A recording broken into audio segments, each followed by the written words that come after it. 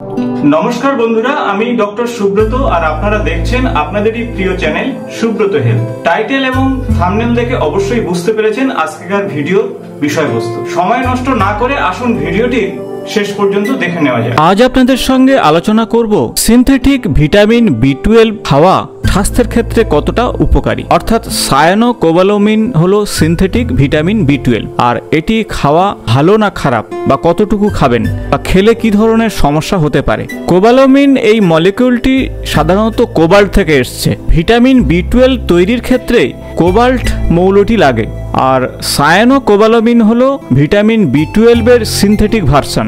যে কোনো fortified grain থেকে পাওয়া যায় এবং এনার্জি ড্রিঙ্ক হিসাবে সিনথেটিক ভিটামিন বি12 ব্যবহার করা হয়। কখনো কখনো খুব হাই ডোজে আমাদের শরীরে চলে যায় ভিটামিন বি12 এর এই সিনথেটিক ভার্সনটি, অর্থাৎ সায়ানোকোবালামিন।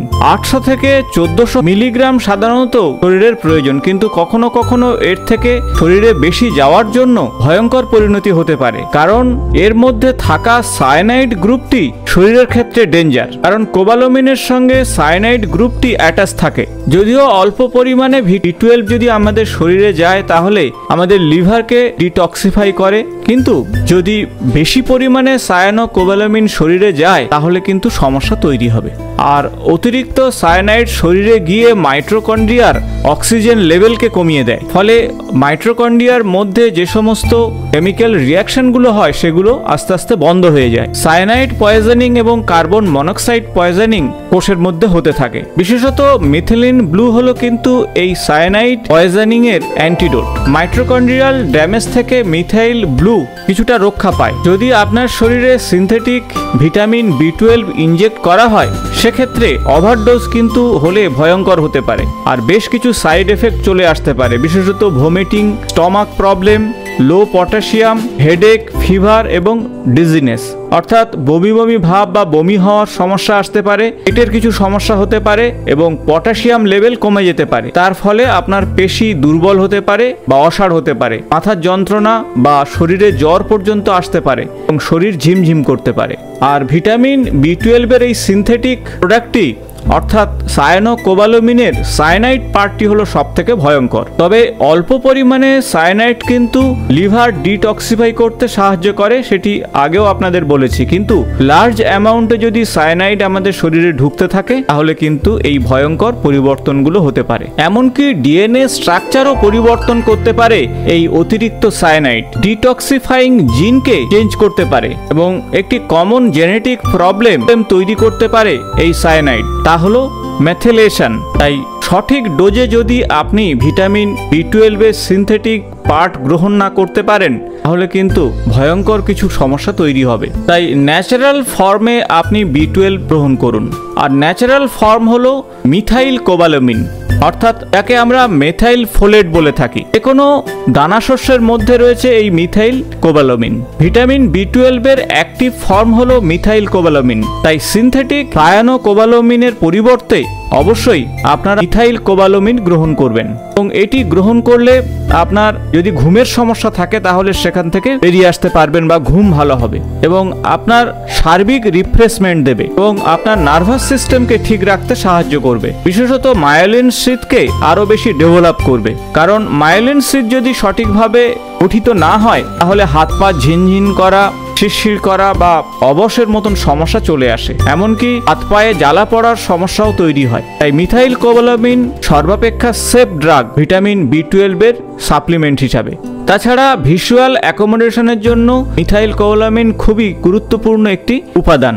মিথাইল কোবালামিন মেলাটোনিন সিনথেসিসে সাহায্য করে, তাই আমাদের শরীরের বায়োলজিক্যাল ক্লক ঠিক থাকে, অর্থাৎ সঠিক ঘুম এবং জেগে ওঠার যে পর্যায়টি ঠিক রাখে এবং হোমোসিস্টিন সিস্টেমকে ডিক্রিজ করে, আর হার্ট অ্যাটাকের রিস্ককে তাই অনেকটাই কমিয়ে দেয় এবং স্ট্রোকের প্রবণতাকে কমিয়ে দেয়। এছাড়া শরীরে কর্টিসলের মাত্রাকে নিয়ন্ত্রণ করে। যারা আমিষ গ্রহণ করেন তারা অবশ্যই মাছ এবং মাংস এবং ডিমকে ডায়েট চার্টে রাখতে পারেন, তাতে প্রচুর পরিমাণে মিথাইল কোবালামিন পাবেন।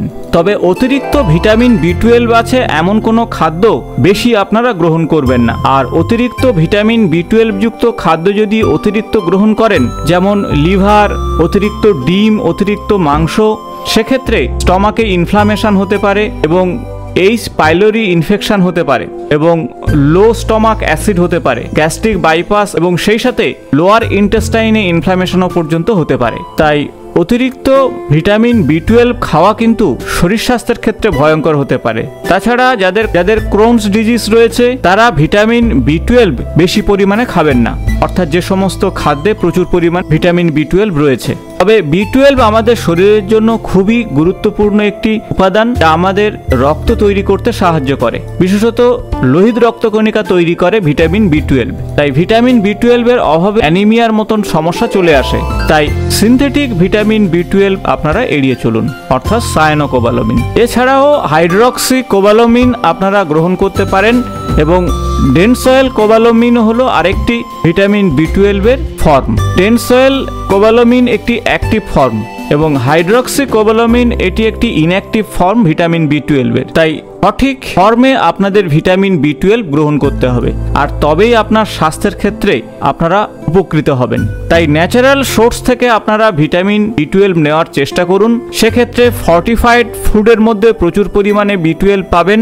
তাই ব্রেকফাস্টে আপনারা সোয়া প্রোডাক্ট, নিউট্রিশনাল ইস্ট এগুলো রাখতে পারেন এবং দানাশস্য আপনারা ব্রেকফাস্টে রাখুন। অ্যানিম্যাল সোর্সের ক্ষেত্রে আগেই বলেছি, ডিম, দুধ, মাছ, মাংস এগুলোতে প্রচুর পরিমাণে ভিটামিন বি12 রয়েছে, তবে অতিরিক্ত পরিমাণ এগুলো খাবেন না। এবং বেশ কিছু উপকারী ব্যাকটেরিয়া রয়েছে যারা আমাদের শরীরের মধ্যে গিয়ে ভিটামিন বি12 সংশ্লেষ করে। তাই প্রোবায়োটিক অবশ্যই আপনাদের খেতে হবে। সেক্ষেত্রে দই আপনারা অবশ্যই পাতে রাখুন। এবং যারা সাপ্লিমেন্ট খাওয়ার চিন্তা ভাবনা করছেন তাদের ক্ষেত্রে বলবো যে সায়ানোকোবালামিনের পরিবর্তে মিথাইল কোবালামিন অবশ্যই সাপ্লিমেন্ট হিসাবে রাখুন। তাছাড়া হাইড্রক্সি কোবালামিন এবং অ্যাডিনোসাইল কোবালামিনও রাখতে পারেন। তাই এনার্জি ড্রিঙ্ক হিসাবে যারা ডায়েট চার্টে ভিটামিন বি12 রাখছেন তারা অবশ্যই ভেবেচিন্তে রাখুন।